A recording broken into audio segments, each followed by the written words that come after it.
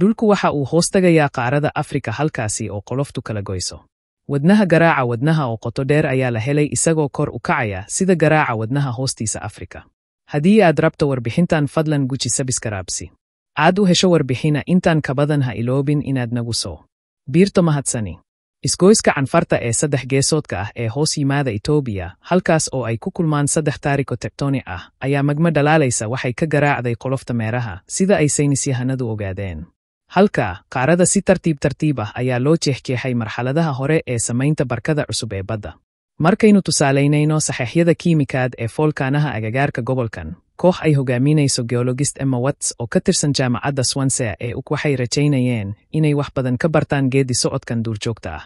Waxaan ogaanay in marada hoosteeda canfartu aysan ahayn mid isku mid ah ama mid taagan, waa garaacyadaniina waxay wataan saxiixyo kiimiko oo kala duwan, ayuu yiri Watts, oo ka tirsan jaamacadda Southampton ee markii cilmi baarista la sameeyey.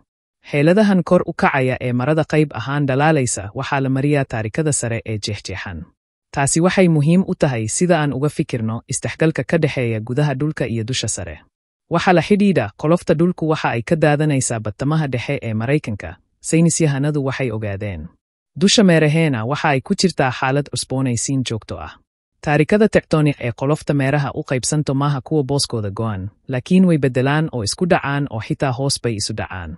Goobaha ay ku kulmaan inta badan waa goobo kulkulul horumarka juqraafiyeed, dhab ahaan aad u baahsan oo leh dhaqdhaqaaq foolkaanooyin ah kaas oo dib u qaabaynaya dusha sare. Khariidad tectonic ah ee nidaamka jeexjeexyada canfarta. Isgoysyada canfarta waa barta ay ku kulmaan taarikada Carabta, Nubiya iyo Soomaaliya, mid kasta wuxuu u baxayaa jihooyin gaar ah si uu uga tago farqiga sii ballaaranaya ee hoos yimaada 3 xagalka canfarta.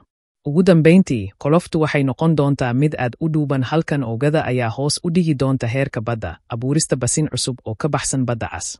Saynisyahanadu waxay tuhunsan yihiin in kor u qaadida mantle ay door ku leedahay habkan kala goynta qaarada, laakiin fahankayaga sida uu u shaqeeyo waa xadidan yahay.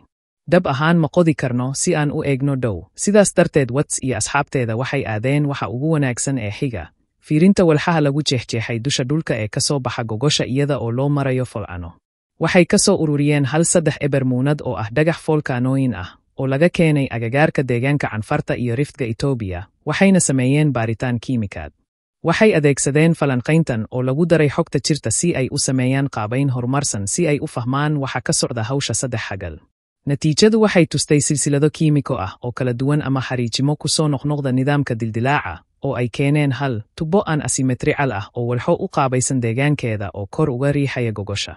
Laxanka garaaca ayaa laga helay moolka hoosta Afrika, halkaas oo badweynta cusubi ka samaysanayso.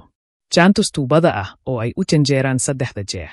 Watts iyo Al-Nat Geosri, 2.25. Dhibaatooyinka kiimikaadku waxay soo jeedinayaan in tuubadu garaacdo, sida garaaca wadnaha, ayuu yidhi cilmiga juqraafiga Tom Gernon oo ka tirsan jaamacadda Southampton ee Xeeladahani waxay u muuqdaan inay u dhaqmaan si ka duwan iyadoo ku xiran dhumucda saxanka iyo sida ugu dhaqsaha badan ee ay u kala gooyaan. Xakamaynta degdega ah ee sida badda cas, garaaca wadnaha ayaa si fiican u socda oo si joogto ah u socda sida garaaca wadnaha cidhiidhi ah. Haddii qaabka kooxdu uu sax yahay, waxa ay soo jeedinaysaa in cufan iyo kor u kaca ay qaabayn karaan dhaqdhaqaaqa taarikada tectonic ee korkooda ah, natiijo loo isticmaali karo in lagu wargeliyo cilmi baarista mustaqbalka ee hawsha sida joogtada ah dib u habayn ugu samaynaysa meeraheena. Waxaan ogaanay in horumarka kor u kaca gogosha qoto dheer uu si qoto dheer ugu xiran yahay dhaqdhaqaaqa taarikada kor ku xusan. Tani waxay leedahay saamayn qoto dheer oo ku saabsan sida aan u fasirno volcanismka dusha sare, dhaqdhaqaaqa dhulgariirka, iyo habka burburka qaaradda, ayuu yiri geophysicist Derek Keir oo ka tirsan jaamacadda Southampton iyo jaamacadda Florente ee Talyaaniga.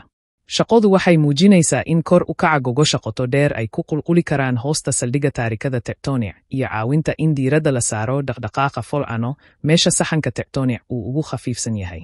Cilmi baarista dabagalka ah waxaa ka mid ah fahamka sida iyo heerka qulqulka mantleku uu ku dhaco taarikada hoostiisa.